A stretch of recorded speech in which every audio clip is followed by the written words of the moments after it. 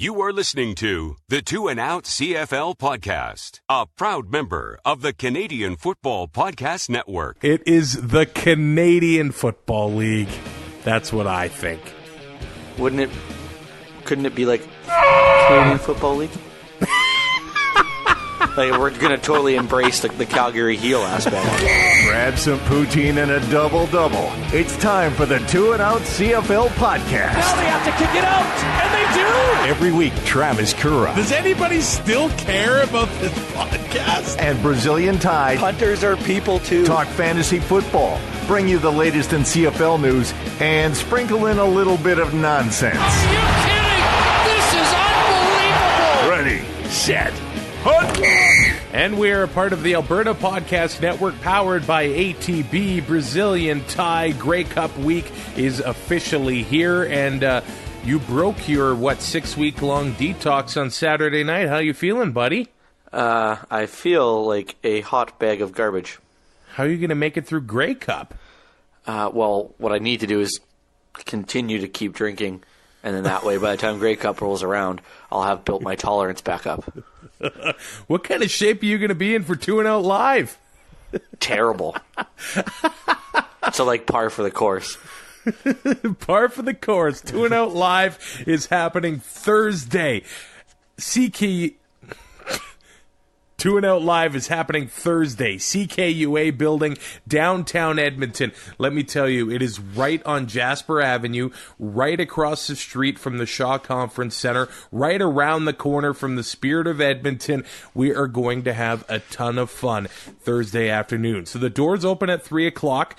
The show's we're gonna go to about 4:30, and the show's gonna start at 3:30. But a lot of changes have happened since the last time we have recorded an episode. That is an understatement. Okay, so we know the Grey Cup participants. So we're going to have Janine there. She's from the Mouchoir podcast. She's going to represent our nation. We're going to have Ryan Ballantyne from Horseman Radio, a member of the Canadian Football Podcast Network. He was on Big Brother Canada. So we got a celebrity coming to grace us with his presence at Two and Out Live on Thursday. And the main event, it is going to be two-time Grey Cup champion, defensive lineman for the Saskatchewan Roughriders, Zach Evans, taking me on in a pierogi eating competition. Let me tell you what, man. Zach is taking this seriously. If you go to his Twitter account, he has the strongest GIF game I have ever seen. He is destroying everyone, and he is officially in my head. I am worried. Oh, he is in your kitchen for sure. I do not know if I have a chance at this, but we're going to give it a shot, and we're raising money for CFL Fans Fight Cancer. We are going to have a ton of fun. So if you want to lock in your advance tickets, if you're planning to come, lock in your advance tickets, twoandoutlive.eventbrite.ca. You can see the link up on our Facebook page, on our Twitter account at Two and Out CFL. It is all there. So if you want to lock in your tickets in advance, make sure you do that. You go there. I understand some people don't like to buy stuff online. Tickets will be available at the door. Suggested donation. That's what we're going to do. We're kind of going to have the Montreal swear jar set up there. Drop a couple bucks in there. We'll donate it to CFL Fans Fight Cancer. We're not going to turn away anybody at the door. If you want to come see Two and Out Live Thursday at the CKUA building, you can do that. Just show up there. The doors open at 3 o'clock. Drop a couple bucks in the hat if you can for CFL Fans Fight Cancer. But if you want to guarantee yourself a seat and you want to be in the audience, buy your tickets in advance. twoandoutlive.eventbrite.ca. We have a fun show planned, Brazilian Ty, and you know what? There are now 3 items of Two and Out clothing in existence. I have one, you have one, and somebody at Two and Out Live is going to have another one. Yeah, I still can't believe that we put our names on a shirt. So if you don't mind wearing a shirt that says Brazilian Ty, that says Travis Currah, somebody there is going to win that, and we might have something else up our sleeve as well. So how are we going to give that away? We got to figure that out, don't we? Yeah, like we could just give it to my mom because it is confirmed 100% she's going to be there.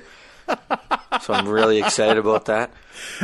You sound like it. Oh, yeah. This might be a little bit of an after effect of last night as well. Well,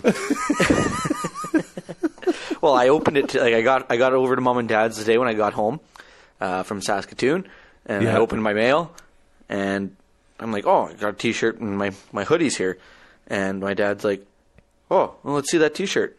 Show me. He's like, oh, what did you guys get that for? I'm like, oh, we're going to give it away at our live show. He's like, oh, well, why don't you just give it away to me right now? I'm like, oh, yeah, okay, that'll go over well. Brazilian Ty, you know what else I just realized? Uh-oh. This is the first show we are going to be doing in the same room. Yeah, it's crazy. I don't want people to think that we've never met or we have no idea who each other are. We went to school together. We really did a really good job of keeping that secret in the first year. But, yeah, I don't know if we're going to be able to do it. Like, it's going to be weird because we're going to be able to see each other. And I might leave the room. I'm going to make you laugh, and then it's going to snowball from there, and we'll never be able to recover. Well, that's what being live's all about, baby. If we fall off the rails, we fall off the rails. If you can't make it to the Grey Cup, we are hoping to have that show on our feed, I don't know, 2-3 hours after the show ends. I'll do my best to get it all up. Yeah, you'll be editing. I'll be at Spirit of Edmonton. Yes, I will be working, and then by the time I'm done, the lineup will be 3 hours long for Spirit of Edmonton, and I won't get in. And I'll already be out there kissing hands and shaking babies. Join 2 and Out for CFL Fantasy and CFL Pick'em, and show Currah and Ty what you got. They are who we thought they were. Just click cflfantasy.tsn.ca. Enough from talking about it. There has to be consequences. And pick'em.cfl.ca. All right, and one more note. I think we're going to go live on our Facebook page for the pierogi eating competition. So at 2 and Out CFL on Facebook, give us a like there. We will go live, and you will have that viewing pleasure right at your fingertips. Let's talk about the Eastern Final, where the Ottawa Red Blacks walk all over the Hamilton Tiger Cats. There is no other way to put this. 46-27 the final score. At halftime, it was 27-13 Ottawa, and you know what? It could have been a lot worse. It almost just seems like the first half is the only thing that we really need to focus on in this game, because the second half, I mean, it wasn't any different. But let's just start with talking about the quarterbacks here. And there's been a bit of a debate leading up to this game if Trevor Harris maybe deserved the MOP nod, or if Jeremiah Mazzoli did. And you know what? Trevor Harris came into this game with a massive chip on his shoulder. I think the MOP thing happened. And then there was a rumbling in the CFL community within the media that maybe Harris can't win the big game. And he did an interview on Wednesday. It was quite funny. He's like, you guys think I'm like 0-50 in October and 0-34 in the playoffs. I've played one game. So then he comes into this game, 29 of 32, 367 yards, and 6 touchdowns. A playoff record in the Canadian Football League. There is nothing he could have done better in this game. It was nothing short of incredible, his performance here. And his quarterback rating of 158.3, he had the perfect game. Yeah, there was nothing to be better, yeah. The picture of success, though, was, you know how many times Delvin Breaux got targeted? 0. So keep the ball away from Delvin Breaux. You got a chance to have a big game. The Ticats just had no answer for the Red Blacks offense this afternoon. And it wasn't just, Spencer Sinopoli, Ellingson. There were 10 receivers that had a catch in this one. Marco Dubois had his first touchdown in the Canadian Football League. I mean, Greg Ellingson had 144 yards, but Brendan Gillanders had himself a touchdown. Dominique Rhymes got involved. The fullback, J.C. Beaulieu, ended up having himself a touchdown. I mean, the offense in this one was amazing, and I think leading up into this game, there was some talk that the Hamilton Tiger Cats had themselves an average rush defense, but William Powell, he had a long of 13 yards, but he had 21 carries for 86 yards. They really didn't need to use him until it was in the fourth quarter and they needed to kill some clock. They just absolutely dominated Hamilton in every single way. And it's not to say that the Tiger Cats came out flat. The intensity in this game was probably the most intense game we have seen in the CFL this season. And I don't know if this sounds crazy, but it's almost like the Ticats were a little too intense and a little too emotional and a little too fired up to rein it in here.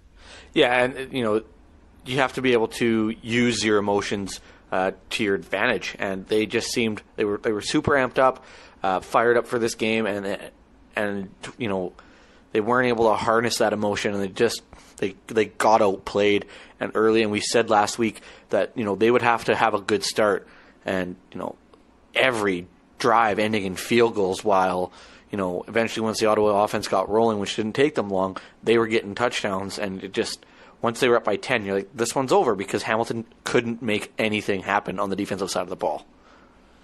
Braylon Addison had himself a bright game on the offense, and that was about it. So he had 12 catches on 15 targets, 129 yards. But Noel Thorpe and his game plan was able to really shut down the rest of the offense. Jeremiah Mazzoli had 28 completions on 41 attempts, 315 yards and a touchdown, but 3 interceptions on the day, and some of them were real bad.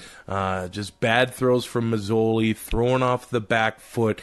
He was rattled in this one, and I know he's been in the league for a while, but he doesn't have all that much playoff experience himself. They went into a hostile environment in TD Place, and I think it got to them. Maybe they just were riding too high off of that blowout against BC last week and thought they would walk into Ottawa and have an easier time, but that offense without Brandon Banks clearly doesn't work. No, he is definitely the straw that stirs the drink, suffice to say. So, without him there, it doesn't open up a lot of other options. You can kind of key in on guys like Luke Tasker and Mike Jones and take them. They basically took them out of the game. I mean, Luke only had 67 yards on 5 catches. Jones, 25 yards and a touchdown on 3 catches. Braylon Addison was targeted 15 times. The next highest guy, there was 3 of them, Buren, Tasker, and Mike Jones. They were only targeted 5 times each. And so it becoming one-dimensional again, because, you're just throwing to the guy that's replacing Brandon Banks. It's not going to work. So Mike Jones had himself a beautiful touchdown catch at the end of the first half. And I said in the last episode of 2 and Out that Ottawa's advantage here is their coaching. And at the end of the first half, it really reared its ugly head here that June Jones, they managed the clock horribly. It was basically Andy Reid.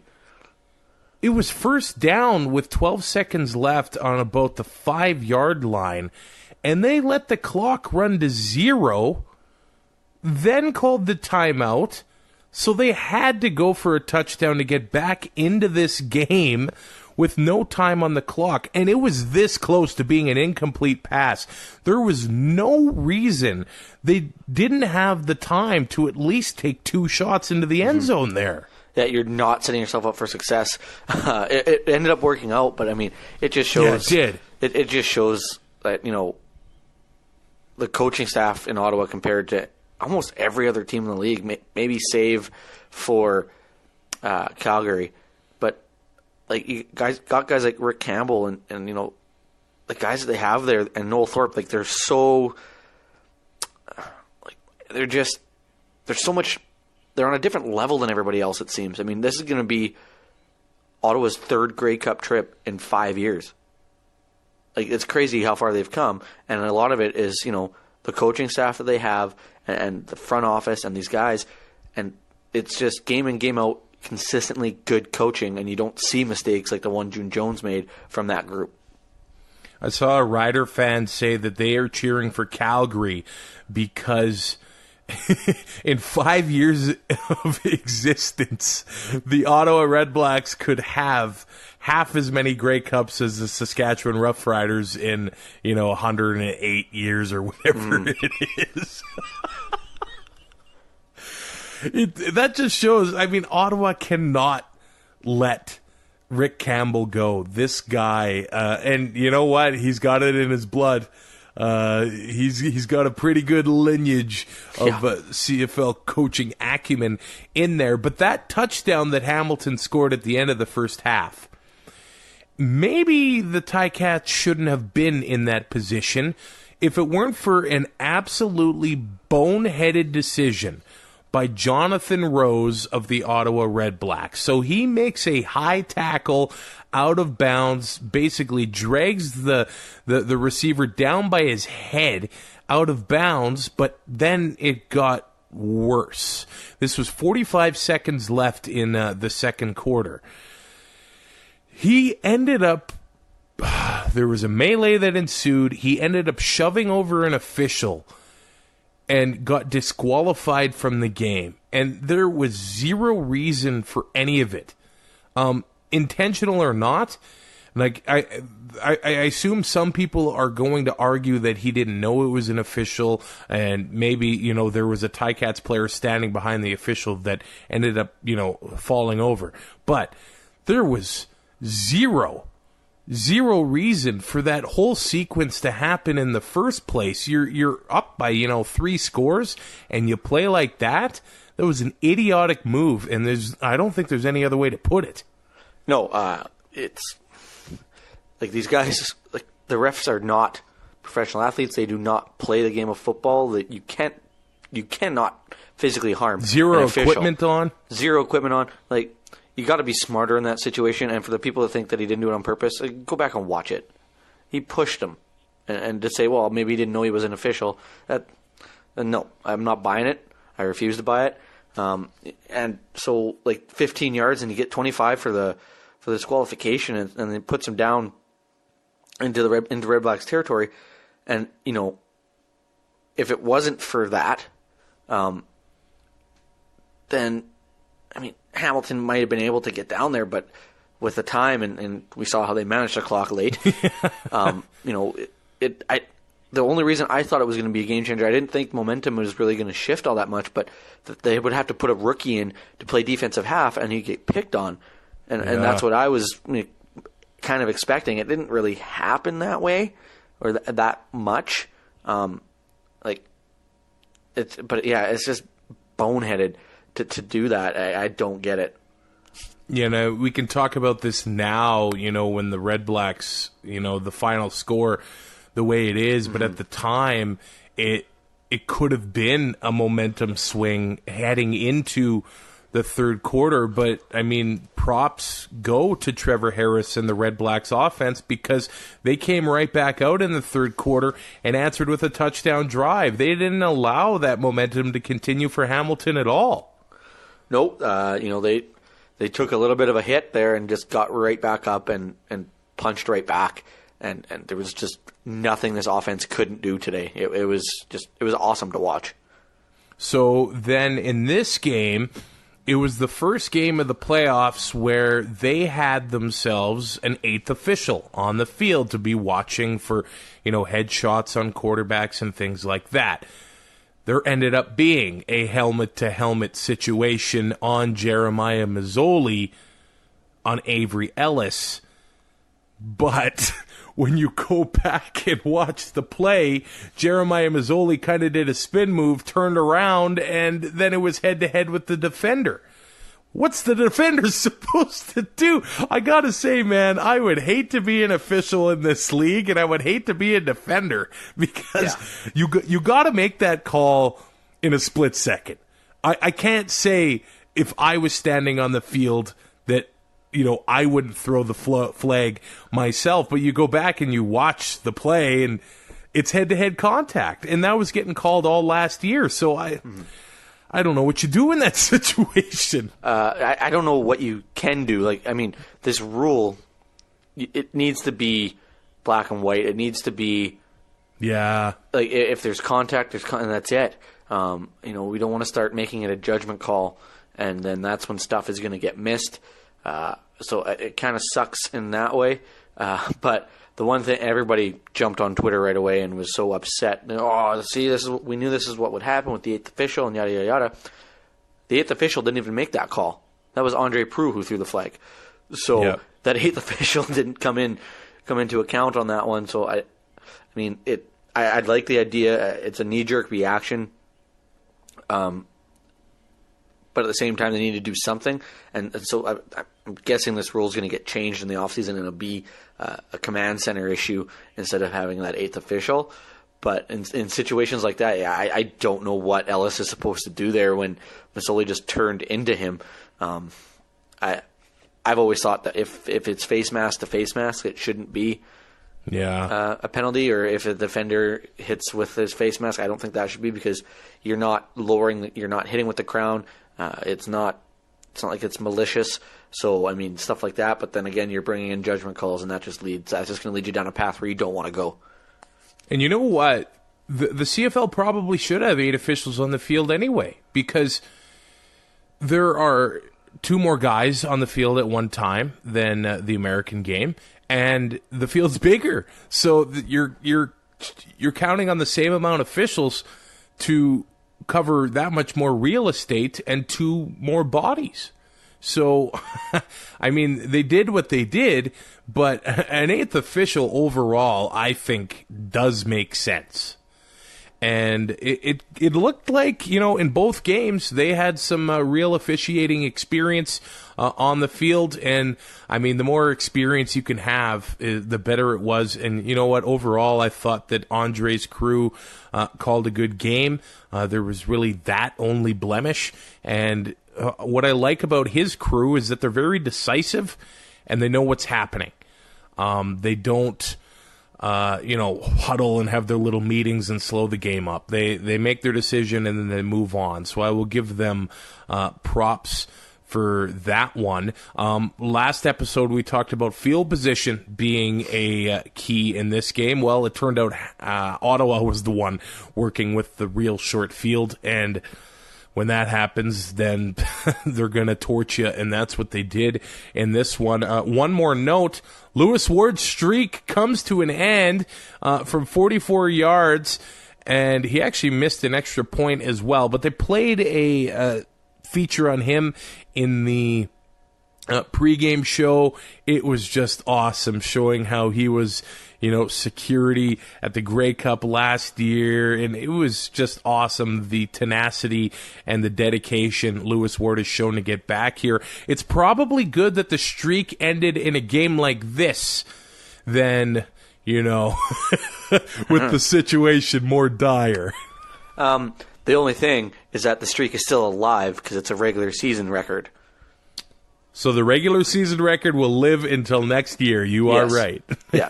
But for him from where he was and working, like you said, as a security guard, it's just crazy that he just basically a walk-on kind of idea, and sets a professional football record, not just CFL, but professional football as a whole.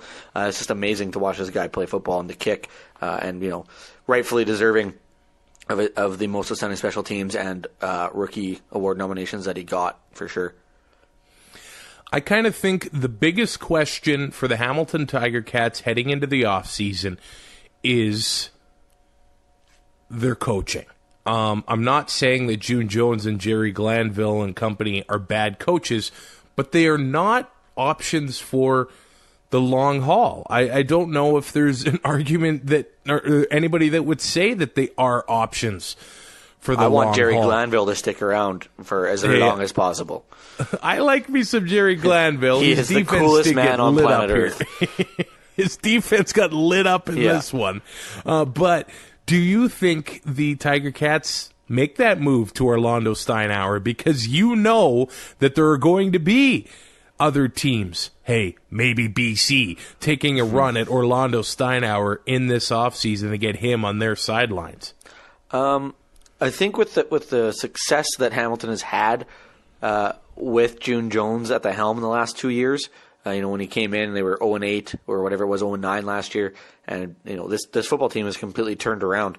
They finished below 500 this year, but I mean they still made the playoffs. They still won a playoff game. It's a huge turnaround from where they were under Ken Austin. So I think they might stick with him. But like you mentioned, guys like Orlando Steinauer are out there and could possibly be dependent. It depends on this new coaching salary cap that's going to come in as well. That's going to be a huge effect on what happens in this offseason because teams aren't going to have the room, to have two head coaches on the books if they have to get rid of one.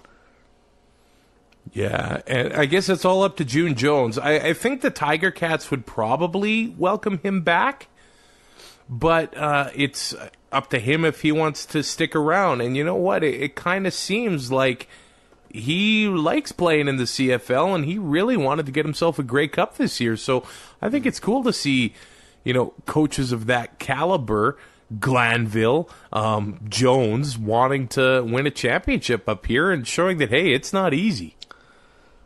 No, and if it was easy, everybody would do it. Just ask Winnipeg. But poor Bombers. Is that too soon? Oh, man. Let's talk to those Bombers. First, we got to say thank you to Park Power. They are a provider of electricity and natural gas in Alberta that offers low rates, awesome service, and profit sharing with local charities. In 2018, I think everybody likes to know where their money's going, and more people want to keep their money in their own province, in their own city. So why not do that with Park Power? Because you're supporting a local company, and then in turn, they support local charities. 10% of your bill is going to a charity. I absolutely love that. They got a calculator on their website showing how much savings you're going to have on your energy. So make that switch today. parkpower.ca. The website is parkpower.ca. So the Western Final, and it was much like last week where the East Semi was a blowout and then the Western side of things was a defensive slugfest. And the Stampeders end up winning this one 22-14. They had 2 touchdowns in the second quarter, and that kind of changed the game here. In the first quarter, the Bombers got themselves up to a 6-0 lead, and they were controlling the line of scrimmage at that point. They looked like they were handling Calgary, and that wind was absolutely incredible. We had another CFL playoff record with Justin Medlock kicking a 57-yarder. It looked like that would have been good from about 70. It's insane, that kick. I said, what? That's 57 yards? It was incredible. I looked away for like a minute as I was getting stuff set up to watch wrestling after the game, and I hear it. I hear them say, good from 57 yards, and I'm like, it was like nothing. That's not a thing. I had to rewind it. I'm like, there's no way this just happened. And he did it. Yeah, it's crazy. But after that 6-0 lead in the first quarter, it just headed downhill for the Winnipeg Blue Bombers. Really, after the first quarter, the defensive line turned it on. Micah Johnson, Jacarid Davis, Cordero Law, Junior Turner, they made it happen, and they gave Winnipeg all kinds of fits and really took Andrew Harris out of the game, not only because they got a lead, Calgary did, but they really started limiting him at points in the game. And you know what? I have to say, I expected more from the Winnipeg offense and Paul LaPolice. I thought that they were not as creative as they were against Saskatchewan, and maybe it's because they lost that lead so quickly in the second quarter. Yeah. A guy like Nick Dembski should be getting more than 3 touches in a night. He should be, yeah. And you know, like you said, the defensive line for Calgary really was able to limit Andrew Harris. They got in his head. You know, he was. They looked like they were in his head. You're right. And he was getting in the face of guys like Micah Johnson and stuff, and you know, yelling at them, and they're just standing there like, what? And they're laughing at him. Yeah, we're better than you right now. Like, look at the scoreboard, and yeah, it was. And we saw it at halftime too. Again with the Stampeders as the teams are heading off for halftime. Micah Johnson in the middle surprise. of it. Yeah, huge surprise, a big shock to everybody, I'm sure. You know, and they got in Winnipeg's head, and they just had no answer. Alex Singleton himself said that when he started with the Stamps, he couldn't talk to Micah Johnson on the field. He's a great guy off of it, but you put him on the field and he changes. He is a completely different guy. I would not want to go against him. No. And the Winnipeg offensive line is the best in the league. They handled the Rough Rider front seven last week, but they got off to a good start in McMahon Stadium, but I don't know what happened after the first quarter. They turned it on, and they won the game for the Stampeders. Mm-hmm. Oh, for sure. Like, to hold Matt Nichols 156 yards, no picks, no touchdowns, like, that's not going to win you a football game under 50% completion rating. Chris Streveler, the one pass he threw when he overthrew Andrew Harris, you get one, maybe two of those chances in a game. You have to capitalize on those. The quarterback play wasn't very good for Winnipeg, and, you know, Calgary's defense just feasted on that today. I know Bomber fans, and you see some of them on Twitter, they were calling to get Streveler in that game and get the offense moving, but even he was getting shut down on the short yardage. And when that's happening, it's just not working for the Bomber offense. When they can't control things, we'll say this about the Bomber offense. They don't do a lot of things good, but they do a few things great. And when they're working, you can't stop them, and they just run all over you, but it wasn't happening here. And you're right, Streveler overthrowing Andrew Harris was huge. There was another overthrow where Darvin Adams was missed on a deep play. When you get those opportunities against the Stampeders, you have to make them, and if you don't make them, you don't win. And really, I think that's what happened here. And you mentioned it too. Like, this offense wasn't very creative today. We're used to seeing Paul LaPolice run, you know, like some jet sweeps and pitches and little shovel passes inside to guys like Nick Dembski and Weston Dresser as they come across and you know, get the defense moving laterally and beat them to the edge. And we saw nothing of that today. And you know, I don't know if that was the game plan coming in or if just maybe the situation dictated that they weren't going to do that, but they just could not get anything going. You know, and again, another game where, you know, one team's kicking field goals and one team's scoring touchdowns. Yeah, and I think the Bomber defense, they didn't play bad, but I mean, Adam Bighill was not flying all over the field like we had seen him leading up to this game. He did have his thumb in a cast, looked like a warrior. He did make a few plays in the first half, but when the second half rolled around, they couldn't do anything. And I know Bo Levi Mitchell is both the most popular player in the CFL and both the most unpopular player in the CFL, you know, other than maybe Mike Riley, but he is so good in the pocket. If you do not get a clear shot at him for a sack, you will not sack him. And that's why I'm almost blown away that he doesn't run more, because he is so athletic. It seems like, he knows where the defenders are at all times. And, I mean, if you don't get that clear shot and finish your sack, it's not happening. And I know that Jeff Coate and the boys got to him a few times, but there were other times when Bo was just dancing around and ends up making the throw for, a key second down conversion or something and just taking all the wind out of your sails. Yeah, in the pocket, Bo Levi Mitchell, he has so much presence, and like you said, he knows where everybody is, and he just sees that defense develop. And like when he's in the pocket, he knows where the pressure's coming from. And almost seemingly before the defense has even decided who's blitzing, like Bo has already figured it out. His brains are just off the charts when it comes to playing football at the quarterback position, anyways. But like, I have no problem with him not running because it keeps him from putting himself at risk and maybe getting injured. And we see that with guys like Mike Riley.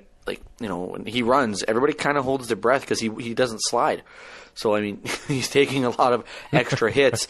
He might not he could have a game with no sacks, but he's still getting hit 4 or 5 times when he runs draw plays. And you know what? You speak of, guy getting hurt a little bit. Bo ended up on the sideline, and they were taking a look at his knee. And Bo ended up just saying that it scared him a little bit because he had issues with that earlier this season in a game. I believe it was against Edmonton, the Labor Day and the Labor Day rematch when Bo was banged up a little bit on that knee. That might be a story heading into Grey Cup week. We'll see how they manage that knee. Things just look okay for him. But speaking of knees that aren't 100%, Eric Rogers, 6 catches, 61 yards, but a hat trick, 3 touchdowns. All 3 of Bo Levi's touchdowns went to Eric Rogers, and that last touchdown of the game, it was an incredible catch. And, I mean, Rogers was just making these moves. They were just torching the Bomber defenders, and I can't blame them. No, it's crazy. What Rogers did in this game was absolutely amazing. The chemistry that these two have. Yeah. And Eric Rogers was gone for 2 years. Yep. And he comes back in and basically just fits right back into the offense. He never skipped a beat, and it showed today, this is a huge game. That this team has that choking label. Winnipeg early had the lead, and it was like, okay, well, they can pound the rock and maybe sustain some drives, and we could see them actually, beat Calgary. And then the Eric Rogers show. It was fun to watch. You want to know what Calgary did to the Blue Bombers in the second quarter that probably changed this game? They had a 15-play, 92-yard, 8 minutes and 2 seconds drive that ended up in a field goal. I mean, when you can kill 8 minutes on a drive in the CFL, you are controlling the game. And that is going to wear down any defense. You have to get off the field. Yeah. You can't allow teams to do that to you. It just kills all of your momentum. If you had any to begin with, it's really hard to spend that much time on the football field and still make plays. It just kills your entire defense. And I mean, I thought there were some ticky-tack calls in this one. Unnecessary roughness on Taylor Loeffler that I thought was, I mean, if a pass gets tipped at the line, the receiver's basically fair game, and he didn't hit him with his head. He didn't do anything wrong there. I mean, they didn't score on that drive, but the Bomber defenders, it looked like they were struggling a little bit. Marcus Sayles had himself a great year, but he took some interference penalties in this one. But you got to try anything you can when, a guy like Eric Rogers has 3 touchdowns. You got to try and shut these guys down somehow. Yeah, and, a lot of times these pass interference calls don't get called. Yeah. So he might be able to get away with it. Last resort, you at that point, you just don't know what to do anymore. You're just getting absolutely run over by Eric Rogers and Bo Levi Mitchell, and you have to do something. And yeah, you give up the yards and everything, but maybe you break up a little bit of a rhythm. So I get that, but at some point they're going to beat you, and if that's the only way you can stop them, they're not going to be able to do it all game. The Calgary offensive line started rough. It looked like they kind of made some adjustments with their right tackle position because that's where the Bombers were getting to Bo in the first quarter. And, yeah, after that, they just controlled her. Don Jackson had himself 14 carries for 83 yards. But there's another thing I want to mention about this game. Oh, my. The Calgary Stampeders, Chris Matthews, took a offensive pass interference penalty in the first half. And I thought it was clearly offensive pass interference. They ran kind of a pick play, but Matthews did not sell it at all. He laid into Ian Wild and, set his other receiver free there. So after that, Dave Dickinson ends up challenging the call and gets shut down. But they show Dave Dickinson on the sideline, and there's a debate going on as to what he said. But either way, it kind of seems like he was a bit upset for the officials calling the game in the favor of the Canadian head coach, Mike O'Shea, on the Winnipeg side of the ball. That's what I heard in a lot nicer terms. To use family-friendly language. I know people think he says, "Are you kidding me, or are you Canadian?" Well, that's what I heard. Yeah, that's definitely what I heard. I don't think we can really. It doesn't matter. It doesn't matter, but he's not saying he's not like. I get that he's mad, and we have found out this year that he is a huge whiner.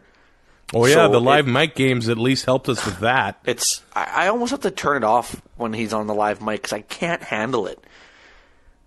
He's like your 4-year-old brother who doesn't get his way and just throws a temper tantrum. It's so brutal. But here we go again with, it's just going to feed into the thing that, the league is against Team A. It's like every fan base thinks that the league is against their team at some point.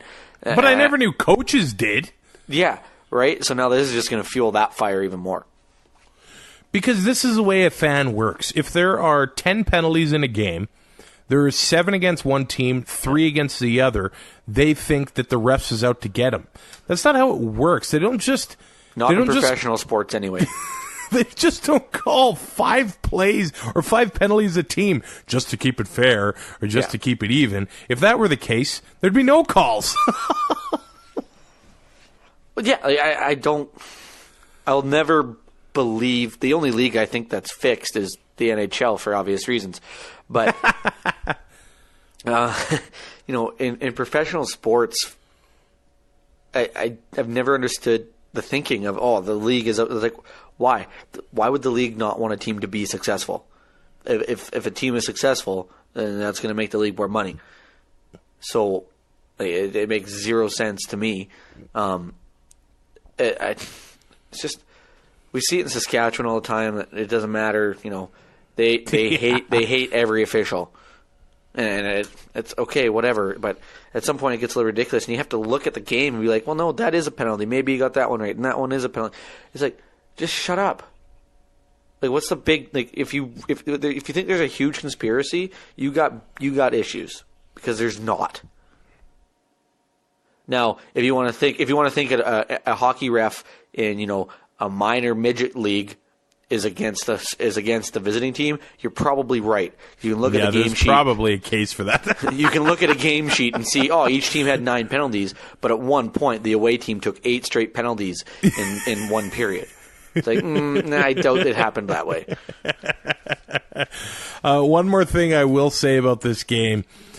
It looks like the Calgary Stampeders have no problem playing the villain in this upcoming Grey Cup. And with the game being in Edmonton, I think that's exactly what we are going to see Sunday evening at Commonwealth Stadium, because Dave Dickinson got up on that podium after the game and said, hey, I know most of Canada wants to see change, and they're sick of seeing the Calgary Stampeders in the Grey Cup, but guess what? It is not happening this year.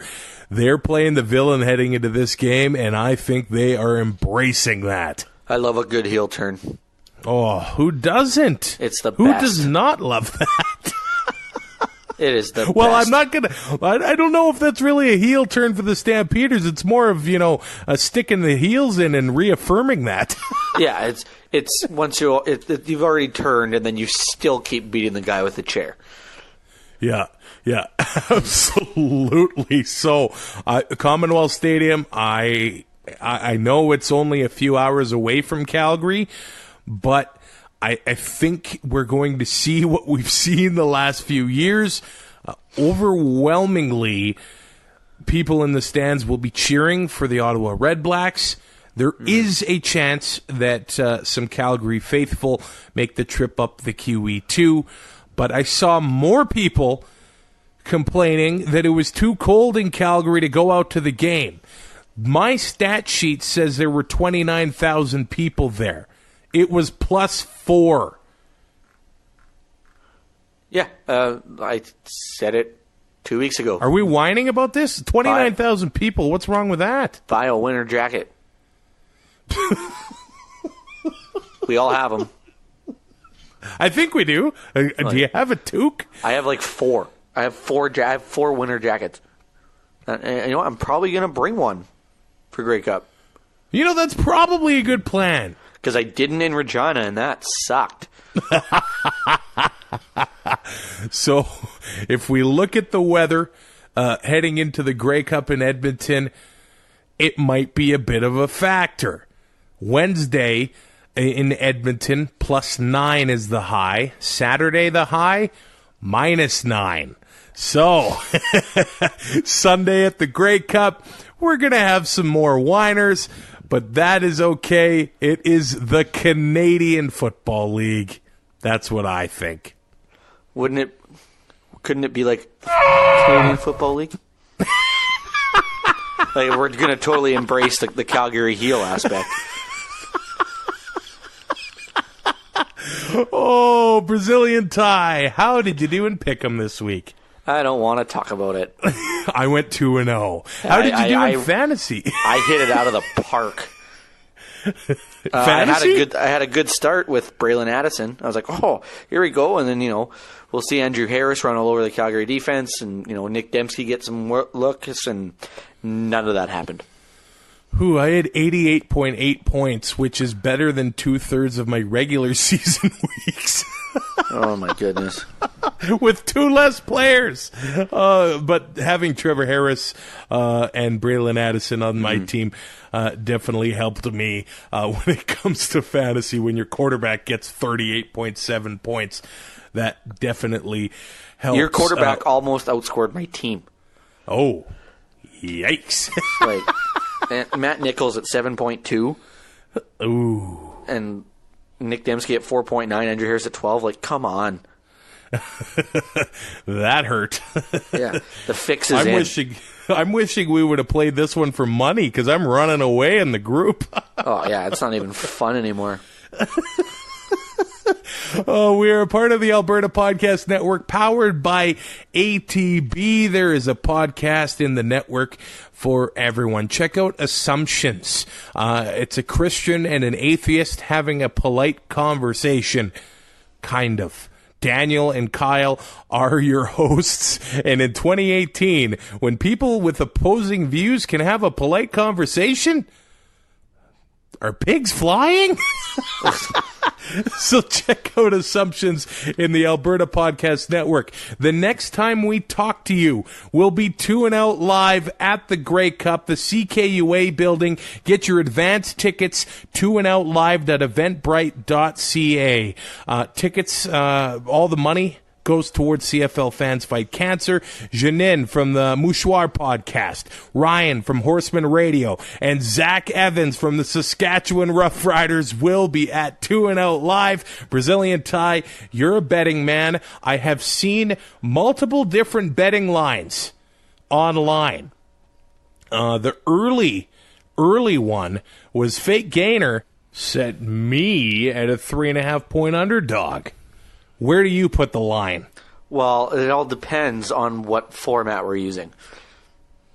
Are we going total pierogies in a time, or quickest to eat a certain amount of pierogies? I think we're going to go quickest to eat a certain amount. Then I will take Travis at minus 2 seconds. Ooh. Because you are the professional. You are the professional, and you get three. You usually get 3 points at home. So I'm only going to give you 2. Because you're not quite on home field. And I mean, you are the official timekeeper, by the way. Yeah, so I know I'm going to win this bet. Oh, we'll have to doctor the video and the time just to... Oh, what are we, White House staffers? Oh, 2 and Out Live is going to be a fun time. We're not going to turn anyone away, so if you do want to show up Thursday afternoon, the doors open at 3 at the CKUA building in downtown Edmonton. 2 and Out Live, Brazilian Ty, Travis Currah. We will see you in Edmonton and all weekend long at the Grey Cup. This is going to be awesome. Rate, review, subscribe on iTunes. See you in Edmonton. Thanks for listening. Find more great shows like this at CF Pod Network on Twitter.